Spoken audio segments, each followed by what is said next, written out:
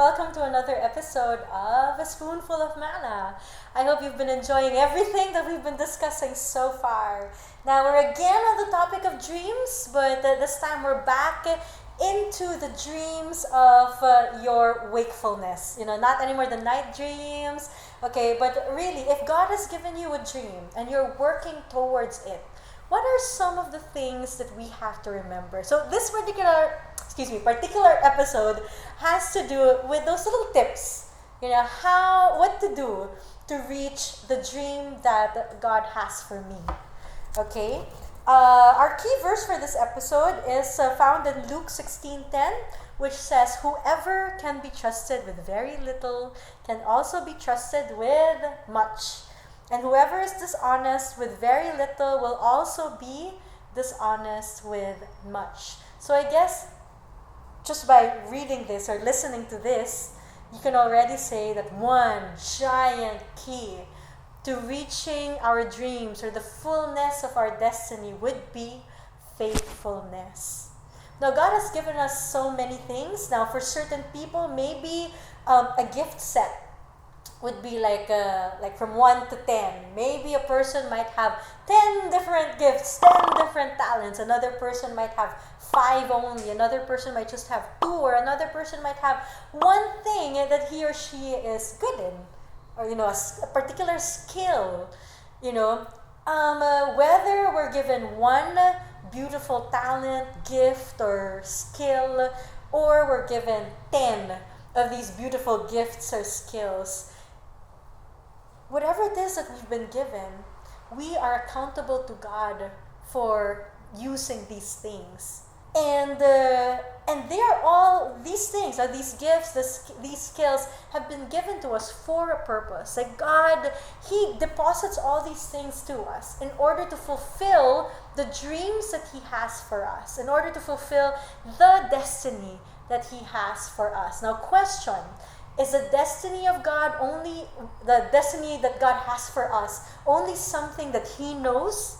Again, if we look back at our previous devotions, we will find that God is a revealer of mysteries. It delights Him when we go before Him and we ask Him, "God, what is your purpose for my life? What is the destiny? What is the calling that you have for me?"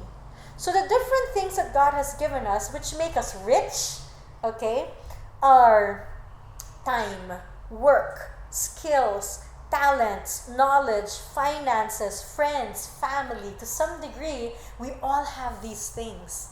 Some of us, of course, we might be really limited in the area of finances. Others might be really blessed in the area of finances. But the question is, how faithful are we in this? And if you search scripture, you will find, especially if you look at, say, the parable of the talents or the parable of the minas, what happens? Those who are faithful with what was given to them were given authority over a bigger area. Like with the minas, for example, what happens? They were given authority, like the one with 10 minas, okay, when he was able to when he was able to show a multiplication of the 10 minas, what happened was God was like, "Oh, you've been so faithful, be in charge of cities." Yeah? So authority comes when we are able to use our wealth, or to use the things that God has given us, whether they be finances or skill or gifts. So, when it comes to the dreams that God has given us, the things that God puts in our hearts, because again, if we go back to our devotions previously, our dreams are going to take a journey wherein God is going to align them to His heart, to His purposes, to the bigger destiny that He has for us. And in all these things, as we journey towards these dreams that God has for us, He is going to test our faithfulness. He's going to see, are you going to be someone who will multiply the deposit that He has in our lives? Or are we going to bury all these beautiful gifts, all these things that God has given, and just wait for the fruit to fall? There is worship in work. There is worship when we move the things God has given. We honor God with the things He has given us when we work on these things. So let us not be lazy. Let us not be lazy. Let us be faithful.